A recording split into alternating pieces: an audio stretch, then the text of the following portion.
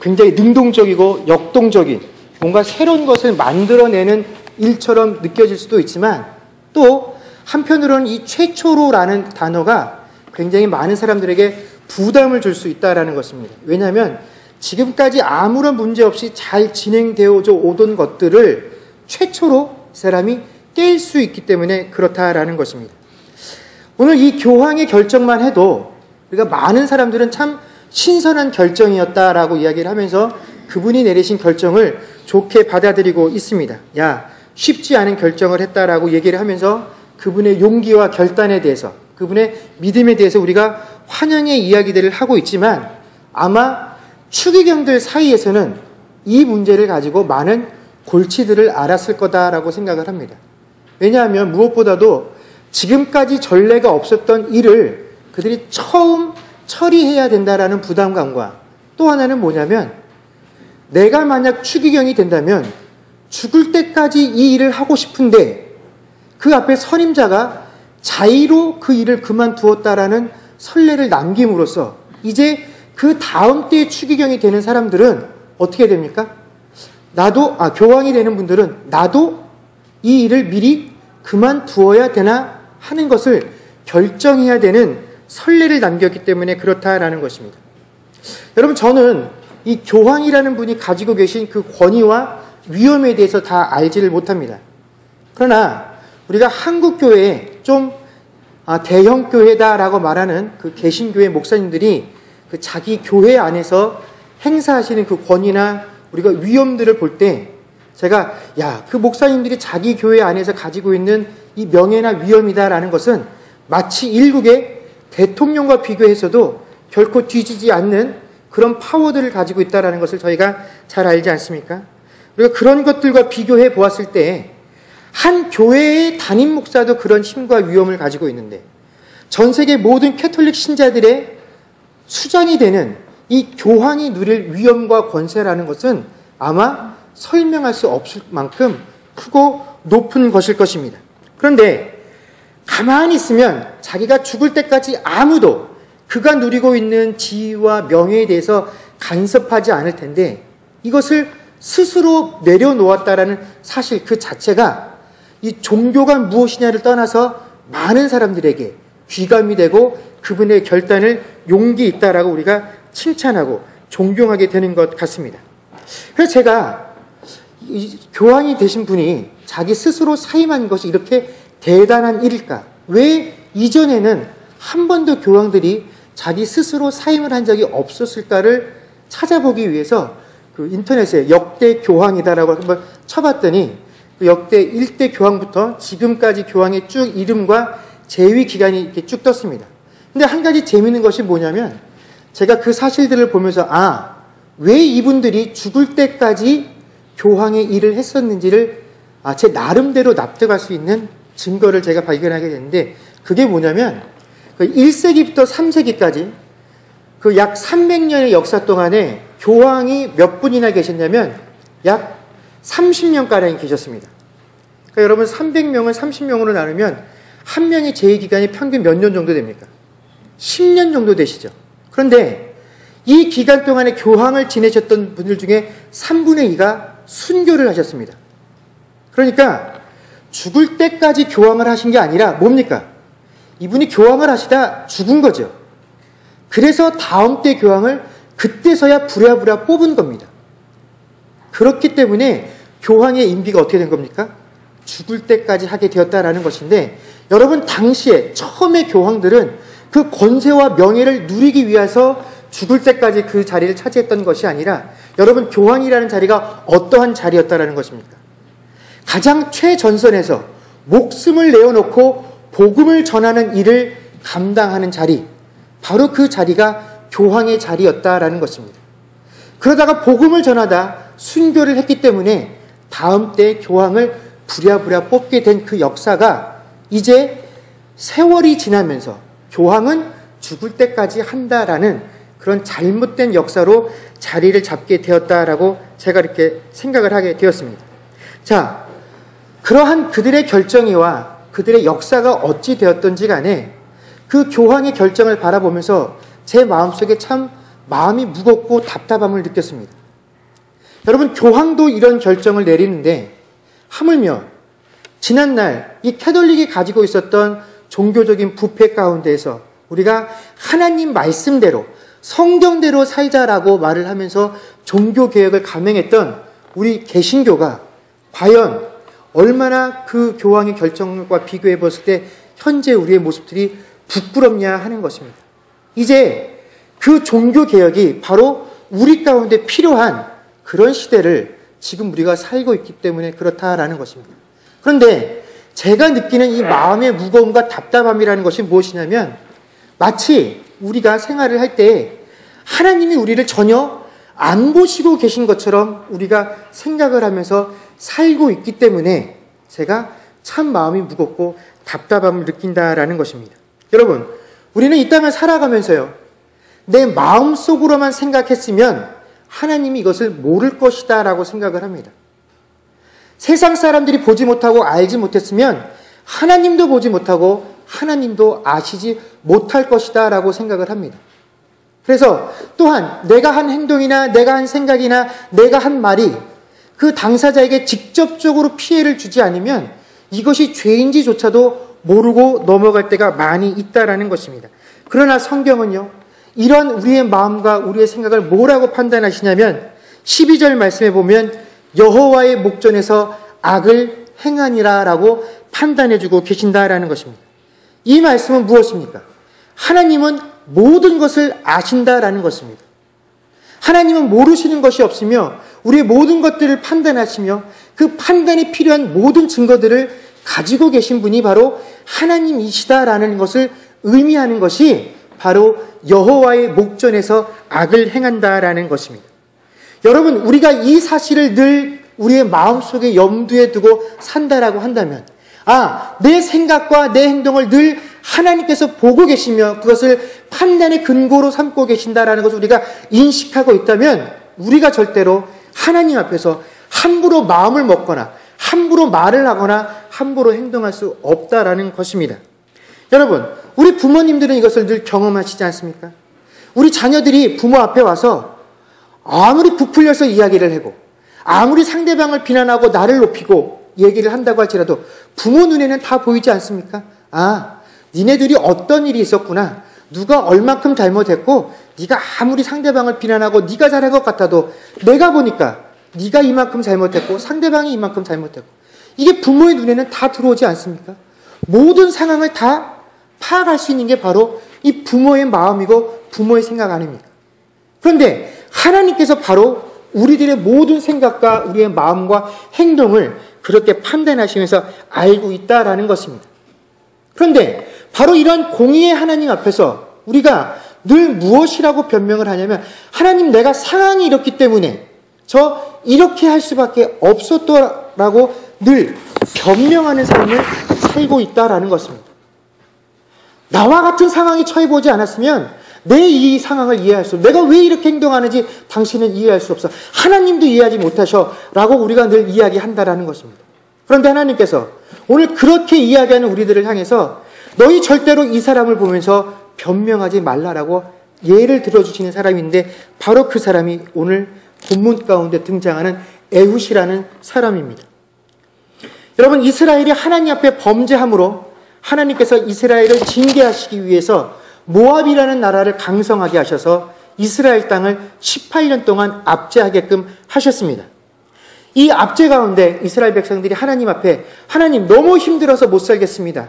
우리를 구원해 주십시오라고 기도했더니 하나님께서 그들을 위해서 한 명의 사사를 허락해 주셨는데 그가 바로 에훗이요, 그는 베냐민 지파 출신이었다라고 성경이 이야기를 하고 있습니다. 여러분, 그런데 이 에훗이라는 사사가 등장하는 본문의 내용을 살펴보면 우리가 그 전에 등장했던 사사들과 또 이 이후에 등장할 사사들과 비교해 보면 그가 출연하는 모습이 참 초라하다 싶을 정도로 단촐한 모습으로 소개가 되어지고 있습니다.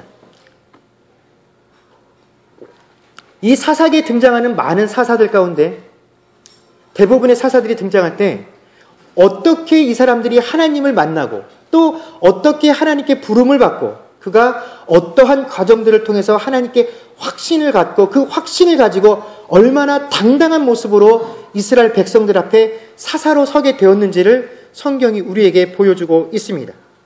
초대 사사였던 온니엘은요, 그 유명한 갈렙의 사위였습니다.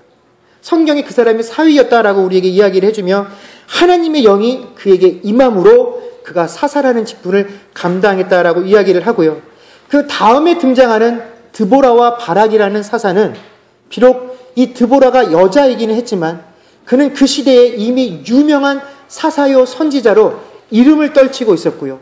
이스라엘의 모든 백성들이 그 여자 사사였던 드보라의 판결을 듣기 위해서 그 여자 앞에 머리를 숙이는 그런 위엄이 있던 여인이었습니다. 바락은 또 어떻습니까?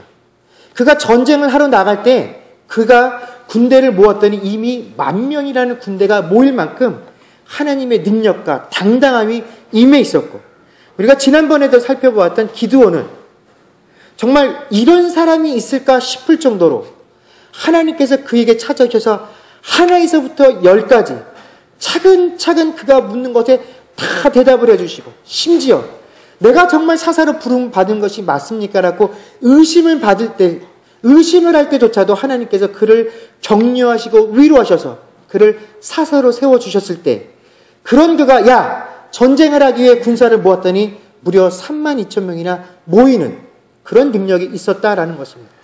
여러분, 대부분의 사사들은요, 그래서 이스라엘 백성들 앞에 나설 때 이미 모든 것들을 갖춘 용사의 모습으로 당당하게 나섰다라는 것입니다. 그런데 오늘 이 에훗은 그렇지 못했습니다. 오늘 역사 속에 등장하는 이 에훗은요, 15절 말씀에 보면 바로 이 모압왕 에글론에게 공물을 바치러 가는 일의 대표자로서 그 일을 하고 있었다라고 성경은 이야기를 합니다. 여러분, 공물이 무엇입니까? 지배를 받고 있는 속국이 자신을 다스리고 있는 그 주인의 나라에 재물을 바치는 것, 이것이 바로 공물이죠.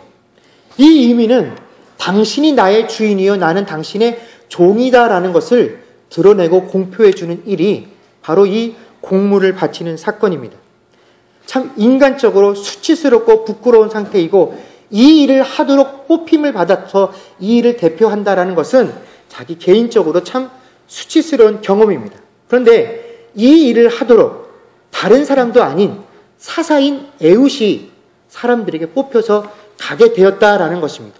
여러분, 어째서 하나님에게 사사로 뽑힌 에훗이 이런 일들을 하게 되었을까요?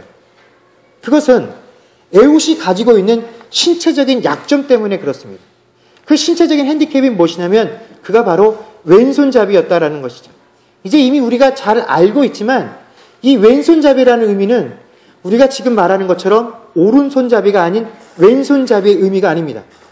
이 말은 성경을 원문 그대로 표현을 하면 왼손잡이라는 표현은 없고요, 오른손이 묶인 사람이라는 뜻입니다. 오른손이 묶인 사람이다라는 표현은 오른손을 쓸 수 없는 사람, 오른손이 장애인 사람을 가리키는 표현이 왼손잡이다라는 표현입니다. 그래서 오른손잡이가 아니라 왼손잡이다라는 게 어떤 의미가 있냐면, 지금 우리가 생각할 때는 한 손을 쓰지 못하는 게 뭐 그렇게 큰 문제가 되겠느냐 싶지만, 당시에 유대인들과 고대 근동 사람들한테 이 오른손과 왼손이라는 의미가 주는 위치가 굉장히 크게 다릅니다. 그래도 성경에도 보면 오른쪽이 훨씬 중요한 위치를 차지하고 있음을 보여주고 있죠. 출애굽기 15장 6절에 보면 이런 말씀이 있습니다. 여호와여, 주의 오른손이 권능으로 영광을 나타내시니이다. 여호와여, 주의 오른손이 원수를 부수시니이다. 시편 16편 11절 말씀에 보면 주께서 생명의 길을 내게 보이시리니 주의 앞에는 충만한 기쁨이 있고 주의 오른쪽에는 영원한 즐거움이 있나이다. 또 시편 110편 1절에도 보면 여호와께서 내 주께 말씀하시기를 내가 내 원소들로 내 발판이 되게 하기까지 너는 내 오른쪽에 앉아있으라 하셨도다라고 되어 있습니다. 그냥 주 앞에가 아니라 항상 주의 오른편에, 주의 오른쪽에 라고 표현을 할 만큼 이 오른쪽은 무슨 자리입니까? 하나님의 권능과 영광이 임하는 자리요. 왼쪽은 그렇다면 무슨 자리입니까? 바로 그 모든 것들에 반대되는 것을 표현하는 자리가 바로 이 왼쪽의 자리였다라는 것입니다. 여러분, 태어날 때부터 이러한 교육들을 받고 자라나는 사람들이 바로 유대인들이었다라는 것입니다.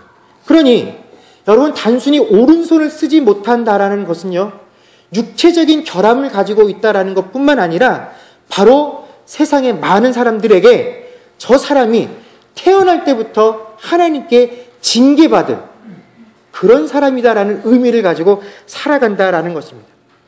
늘 살아가면서 저 사람은 부정한 사람이야 라는 그 이미지를 가지고 항상 사람들과 살아가야 되는 것이 바로 이 왼손잡이들이 겪어야 되는 아픔이다라는 것입니다. 여러분, 우리가 이제는 이미 이 내용들을 어느 정도 이해를 하면서 그럴 수도 있지, 그럴 수도 있겠구나. 현대에도 육신에 장애가 있는 사람들은 아무래도 정상인들보다는 좀 대접을 못 받는 것이 당연한 일 아닌가라고 우리가 쉽게 넘어갈 수 있지만, 여러분, 이러한 약점을 가지고 있는 사람들이 겪는 그 고통의 무게, 또 그들의 가족이 느끼고 있는 그 고통의 깊이라는 것은요, 우리가 상상하는 것 그 이상입니다. 이제는 저희 식구들도 잘 모르고 넘어가지만 저희 준원이가 아토피가 굉장히 심합니다. 태어난 지 100일 만에, 그때는 이제 보통 태열이라고 하죠. 그 태열 때문에 이제 몸에 그 두드러기들이 나기 시작했을 때만 해도 태열이다라고 하고 어른들께서 이야기를 하셔서 그냥 별로 걱정하지 않고 넘어갔는데, 이 100일이 지날 때 무렵부터는 머리부터 발끝까지 온통 짓 물르고 딱쟁이가 앉아서 옷을 하루 종일 입힐 수가 없었고요. 하룻밤을 자고 나면 그 이불에 진물하고 딱쟁이들이 남아서 매일매일 그 이불을 소독을 해야만 할 만큼 그 준원이 상태가 좋지를 않았습니다. 어쩌다가 그 준원이를 안고 이렇게 가족이 나들이를 가게 되면 그 사람들이 다 그 흉측한 외모 때문에 다 쳐다보게 되죠. 그리고 막 자기들끼리 수군거리는 이야기를 듣게 됩니다. 또 엘리베이터를 타게 되는데 저희 가족이 먼저 타고 있으면 다음에 탔던 사람들이 탔다가 어떻게 합니까? 깜짝 놀라서 다시 내리거나, 아니면 엘리베이터를 같이 타도 한쪽 편으로 이렇게 몰아서서 마치 무슨 큰 병 걸린 것처럼 그렇게 하면 우리들을 향해서 아무 말 하지 않아도 그 부모들, 함께 데리고 있는 부모의 마음이 정말로 하늘이 무너지는 것 같은 그런 고통들을 경험하게 됩니다.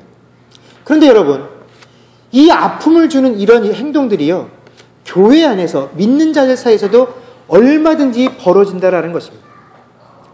저희가 처음에 이제 준원이가 아파서 교회를 다닐 때는 많은 분들이 걱정해 주셨습니다. 그리고 당신들이 알고 있는 지식들을 저에게 전해 주셨죠. 어느 병원에 가니까 누가 나았다더라. 어떤 한의원에 가면, 어떻게 하면, 어떤 약을 먹으면, 어떤 음식을 쓰면, 어떻게 환경을 하면 그 아이가 낫는다더라 하고 저에게 많은 조언들을 해 주셨습니다. 그러나 그렇게 조언을 해 주셨음에도 불구하고 아이에게 차도가 없자 그 다음에 이 사람들의 생각이 어떻게 넘어가냐면, 도대체 목사의 자녀가 무슨 하나님 앞에 큰 잘못을 했길래 애가 저런 상태가 되었을까? 도대체 왜 목사가 자녀가 저런데 목사님이 정말로 기도를 많이 할 텐데 왜 애가 빨리 낫지 않을까라고 하는데 대놓고 하진 않으시죠. 그러나 그 상황과 분위기를 읽을 수 있지 않습니까? 그런데 이 모든 것을 목사인 저뿐만 아니라 누구한테라도 할 수 있다라는 것입니다. 여러분, 고통 가운데 있는 사람은요, 그 고통 자체가 주는 무게가 있습니다. 그것이 무엇이 되었든지 간에 그것으로 고통을 느끼는 사람은 그것 자체가 너무나 힘들고 어렵습니다. 그런데 그 고통의 무게를 느끼지 못하는 사람이 가서 그것에 대해서 언급을 하고 이야기를 하게 되면요, 그 고통 가운데 있는 사람은 또 다른 고통을 함께 더 짊어져야 되는 그러한 일들이 생기게 된다라는 것입니다. 여러분, 이러한 시각들을 가지고 있는 사람들은요, 항상 문제의 본질을 망가뜨려 버립니다. 그리고 자신의 위치를 혼동하게 됩니다. 오늘 이 이스라엘 백성들이 가지고 있었던 문제가 무엇이냐면 바로 자신의 위치들을 망가겠다라는 것입니다. 지금 이 이스라엘 백성들은요, 자신들이 처하고 있는 이 어려움에 누구에게 책임이 있다라고 생각을 했냐면 자신들에게 있는 것이 아니라 바로 에웃에게 있다라고 생각을 한 겁니다. 왜요? 너는 하나님께 버림받은 사람, 너는 하나님께 저주받은 사람, 너와 같은 사람들 때문에 우리가 지금 이런 어려움 상황 가운데 빠졌다. 그러니 이런 수치스러운 일, 이런 황당한 일, 이런 더러운 일은 네가 마땅히 책임져야 한다라고 여겼기 때문에 이 에웃에게 공물을 바치는 일의 대표자로 세웠다라는 것입니다. 그런데 여러분 한번 생각을 해보십시오. 정상적인 육체를 가진 사람과 한 몸에 심각한 장애를 가지고 있는 사람들 중에 과연 어떤 사람이 중죄를 지을 확률이 높겠습니까? 여러분, 정상적으로 사회에 참여하고 사람과 교제를 나누는 사람과 몸에 가지고 있는 심각한 장애로 인해서 그 사회에 들어갈 수 없는 사람, 그 사회에서 항상 따돌림을 당하던 사람, 그 사람 둘 중에 그 사회가 당하고 있는 고통과 아픔 때문에 누군가 책임을 져야 한다면 누가 더 책임을 져야 될 확률이 높겠습니까? 하나님께서 우리들에게 그 책임을 물으신다고 한다면 정상적인 삶을 살고 있다고 주장하는 우리들과 육신의 큰 장애를 가지고 있는 사람들 중에 누구에게 과연 책임을 물으시겠느냐 하겠느냐 하는 것입니다. 그런데 정상이라고 생각하는 우리들은 항상 우리가 옳다라고 생각을 한다라는 것입니다. 내가 맞다라고 생각을 한다라는 것입니다. 내가 했던 경험들이 옳다라고 생각을 하고 내 경험대로 따라오라라고 이야기를 합니다.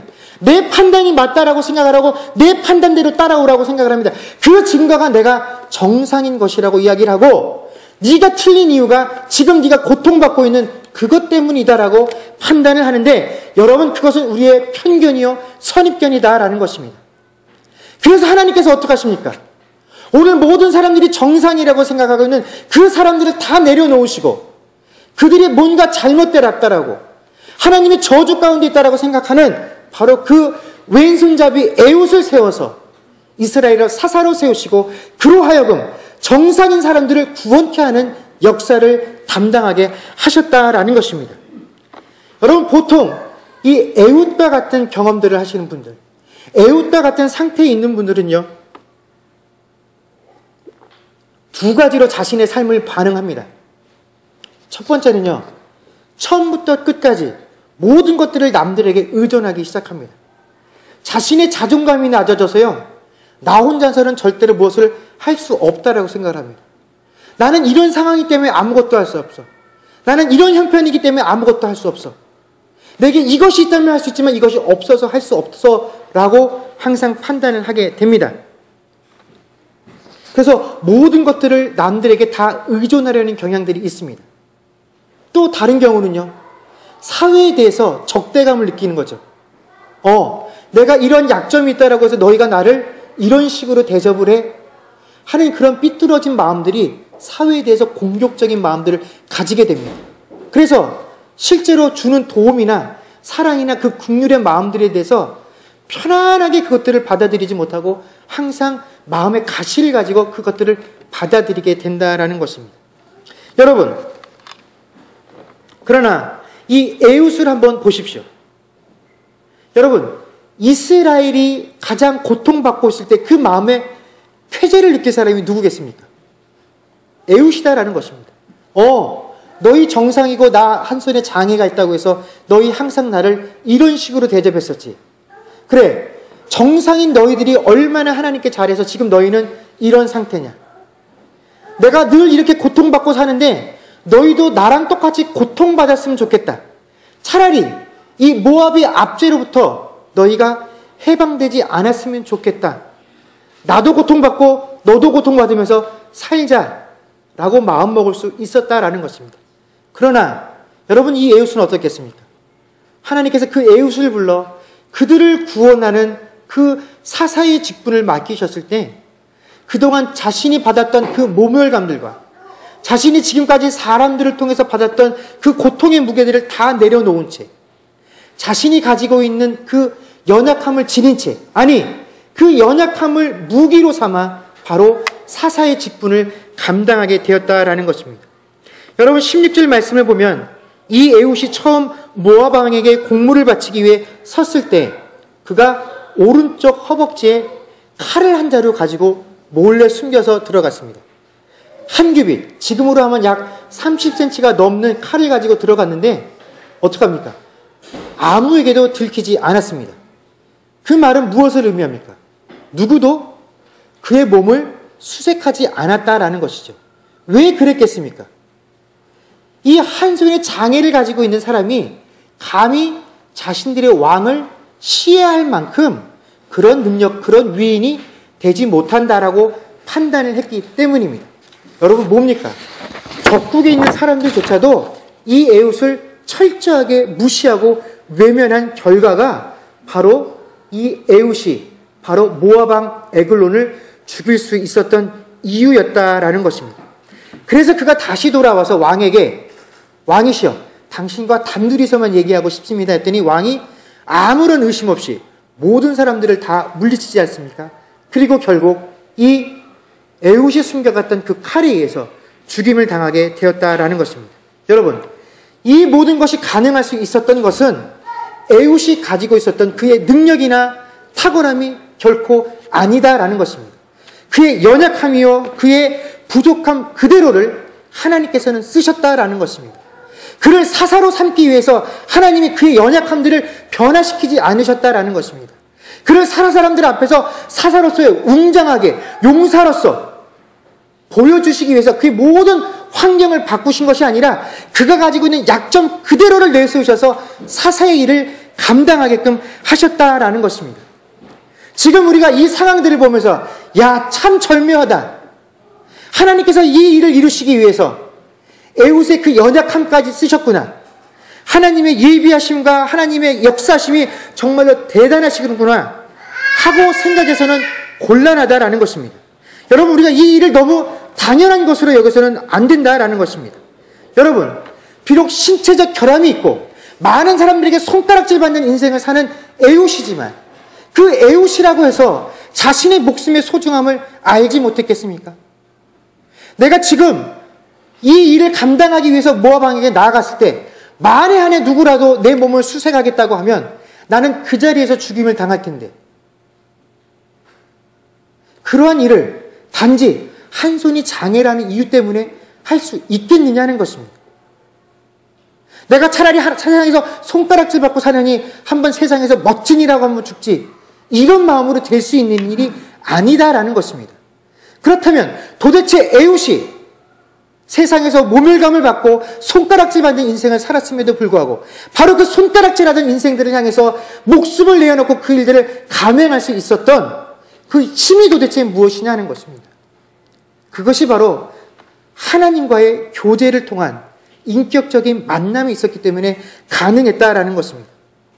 여러분, 내가 처해 있는 상황, 내가 처해 있는 이 어려움을 정상인 사람들은 네가 하나님께 저주받은 증거요, 네가 하나님께 버림받은 증거다라고 이야기를 했습니다. 그러나 정작 에웃은 어떻게 했습니까? 내가 갖고 있는 이 고통이, 내가 처해 있는 이 상황이 바로 하나님께 나아갈 수 있는 이유요, 하나님과 교제할 수 있는 시간이다라고 여겼다라는 것입니다. 여러분, 이것이 없었다면 어떻게 어느 날 갑자기 에웃에게 하나님이 이 일을 위임하시고 또 다른 사사들과 같이 그의 자리를 변화시켜 주신 것도 아닌데도 불구하고 에웃이 이런 일을 감당할 수 있었겠느냐 하는 것입니다. 이 하나님과의 교제를 통해서 에웃이 깨닫게 된 것은 내 환경과 내 처지와 내 이 육신의 연약함과는 상관없이 하나님께서 나를 어떠한 가치로 여기고 계시느냐, 바로 나의 참된 가치를 깨달았기 때문에 하나님의 부르심에 응답을 할 수 있었다라는 것입니다. 여러분, 에웃은 하나님과의 교제를 통해서 내가 어떠한 가치를 가지고 있는 존재인지에 대해서 확신을 가지게 되었다라는 것입니다. 여러분, 우리가 이렇게 함께 모여서 매주마다 함께 예배를 드리고 또 더 친밀하신 분들은 애들 등하굣길에 라이드를 해주시면서 또 여러 가지 이유 때문에 우리가 자주 만나게 되니까 사실 옆에 계시고 앞뒤에 앉아 계신 분들, 이분들의 가치에 대해서 잘 모르고 넘어갈 때가 많이 있습니다. 우리가 함께 얼굴을 대하고 자주 대하다 보면 그분의 장점보다는 뭐가 눈에 더 많이 띄게 됩니까? 단점들이 더 많이 눈에 띄게 되죠. 그 단점들은 어떻게 합니까? 그 사람을 제대로 평가하는데 방해가 되기 시작합니다. 그리고 그 방해는요, 결국 우리 마음에 어떤 생각들을 심어주냐면, 야, 저 사람한테 문제가 있네 좀. 이 일을 왜 이렇게 처리하지? 저 사람도 심각한 장애가 있구나. 육체적인 장애는 아니라고 할지라도 판단의 장애가 있네. 뭔가 결정하는데 문제가 있네. 하고 그 사람을 내가 정상이요, 저 사람은 장애인이라고 판단을 하게 된다라는 것입니다. 그래서 하나님께서 그 사람에게 고유하게 주신 그 가치를 다 없애버리고 내 가치만을 높게 평가하게 된다라는 것입니다. 그러나 여러분, 우리는 모두 다 에훗과 같은 자로 이 자리에 부름받은 존재라는 사실을 잊어서는 안 될 것입니다. 여러분, 우리는 내게 주어진 그 일들을 감당하기 위해서요, 부름받았습니다. 각자에게 주어진 그 가치만큼 하나님께서 일을 하시려고 하는 그 일들을 위해서 부름받았다라는 사실을 결코 잊어서는 안 됩니다. 여러분, 우리가 상대방을 평가할 때 그 가치는 뭡니까? 항상 내가 원하는 모습대로의 가치입니다. 내가 원하는 것에 부합하면 그 사람의 가치는 크고 좋습니다. 내게 필요한 것들을 가지고 있으면 그렇습니다. 그러나 내가 원하지 않는 모습들, 혹은 내 성격이나 내가 자라온 습관들과 다른 것이 가지고 있으면 그 사람의 가치는 없는 것과 같이 느껴지기가 많은데, 여러분, 우리 각자에게 부여된 가치는 내게 필요한 모습대로 결정되어지는 것이 아니라 하나님의 역사 속에서, 하나님의 나라를 만들어 가시는 그 과정 가운데 하나님 각자에게 부여하신 그 절대적인 가치로 먹여지는 것이, 책정되어지는 것이 우리 한 사람 한 사람들의 가치라는 것, 그것을 절대로 잊어서는 안 됩니다. 그렇다면 우리가 가지고 있는 그 절대적인 가치라는 것이 도대체 무엇입니까? 그것은 바로 하나님의 구원 사역을 이룰 때 나타나게 되는 가치다라는 것입니다. 여러분, 우리가 이 에훗의 이야기를 살피면서, 그래, 하나님을 잘 믿고 순종했더니 마지막에는 이렇게 인생 역전을 이루어되게 되는구나 하는 교훈을 우리에게 주시고자 하는 것이 아니다라는 것입니다. 만약에 그러한 이유가 있었다라고 한다면 하나님께서 이 에훗을 멋진 신분으로 변화시켜 주셔야죠. 그게 탁월한 능력들을 주셔서 누구라도 다 이 에훗을 보면서 에훗에게 이러한 능력과 이러한 권세와 위엄이 있으니 우리가 그에게 복종해야 되겠구나, 우리가 지난날 너를 오해했구나, 미안하다 라고 사과하는 장면들이 나와야 할 터인데 그런 장면들은 없지 않습니까? 이것은 무엇을 의미합니까? 하나님께서 철저하게 이 이스라엘 땅의 구원을 하나님께서 주관해 나가시고 그 하나님의 방법 가운데 사람들이 예상하지 못한 그 하나님의 절대적인 방법들을 사용하고 계신다라는 것을 이스라엘 백성들에게 보여주시고자 함이었다라는 것입니다. 그런데 이 에훗의 가치는 뭐냐면 에훗이 그 일을 하면서 기쁨을 느낄 수 있다라는 것입니다. 그 기쁨이 무엇이겠습니까? 그래, 드디어 때가 왔구나. 내가 지난날 그 오랜 시간 동안 사람들에게서 모멸감을 참아내었더니 마지막에 하나님께서 내게 한번 사람들 앞에 나서서 큰소리치는 이런 인생을 허락하시는구나. 그것이 아니라, 그래, 내가 이렇게밖에 안 되는데, 내가 이런 형편밖에 안 되는데, 내가 이런 상황 속에서, 이런 형편 속에서 감히 내가 하나님의 일에 부르심을 받았습니다, 내가 하나님의 일을 합니다라고 말을 하면 그 상황이, 그 조건이 다른 사람들이 보면서 야, 그래, 당신과 같은 사람이 정말로 하나님의 일을 해야지요가 아니라 어떻게 너 같은 사람이 그런 일을 할 수 있어? 라고밖에 판단할 수 없는 그러한 조건인데, 내가 하나님 일에 부름을 받았습니다. 하나님, 나와 같은 사람을 이 일에 세워주시는군요. 하나님, 나로 인해서 정상인 사람들을 구원하게 하시는군요. 하나님, 이와 나와 같은 이들을 하나님의 구원 사역 가운데 써주시는군요. 하나님, 감사합니다 하는 그 기쁨이 바로 에훗의 기쁨이었다라는 것입니다. 여러분, 그것이 우리 한 명 한 명들에게, 에훗에게 부여하신 하나님의 절대 가치라는 것입니다. 여러분, 이 일들을 하지 못하면 우리는 아무것도 가치가 없는 인생이다라는 것입니다. 내가 사회적으로 아무리 높은 자리에 있고 사회적으로 아무리 높은 존경과 위엄을 가지고 있어도 우리가 하나님의 역사 가운데 이 일들을 감당하지 못하는 사람은 하나님 앞에 가치 없는 인생을 살아가고 있는 자들이라는 것입니다. 그러나 세상의 사람들이 나를 어떻게 평가하고 또 나의 삶과 나의 환경을 어떻게 평가하든지 간에 내게 주어진 그 상황과 환경들을 가지고 우리가 하나님의 구원 역사 안에, 그 구원 사역 안에 들어가서 일하고 있으면 여러분, 우리의 가치는 절대적인 가치요, 하나님께서 기뻐하시는 그런 삶을 살게 되는 존재라는 것을 절대로 잊어서는 안 될 것입니다. 여러분, 에웃이 누렸던 그 기쁨을 누릴 수 있는 저와 여러분이 될 수 있기를 주의 이름으로 간절히 축원합니다. 이제 말씀을 맺겠습니다. 여러분, 우리는 모두 에웃과 같이 부름을 받은 자들입니다. 그리고 그 에웃과 같은 삶으로 하나님 앞에 서기를 소망하기를 결단할 수 있기를 축원합니다. 여러분, 우리는 원래요, 다 심각한 결함과 문제가 있었던 존재들입니다. 그런 우리들을 하나님께서 허물없다 하시고 불러주셔서 하나님의 자녀 삼아주신 그런 존재들입니다. 우리는 어떠한 이유를 들어서라도 하나님 앞에 거절받을 수 있는 존재들이었습니다. 그러나 하나님께서 우리를 거절하지 않으시고 받아주시고 용납해 주셨기에 하나님의 자녀가 된 존재들입니다. 여러분, 그러니 우리 하나님 안에 함께 들어온 우리가 하나님의 한 자녀여 한 형제 속에 교제하고 그 일들을 감당할 때에 절대적으로 상대방에 있는 가치들을 인정할 수 있는 저와 여러분들 될 수 있기를 소망합니다. 그리고 나 스스로도 나에게 주어진 그 절대적인 가치들에서 자부심을 가지고 살아갈 수 있는 저와 여러분 될 수 있기를 소망합니다.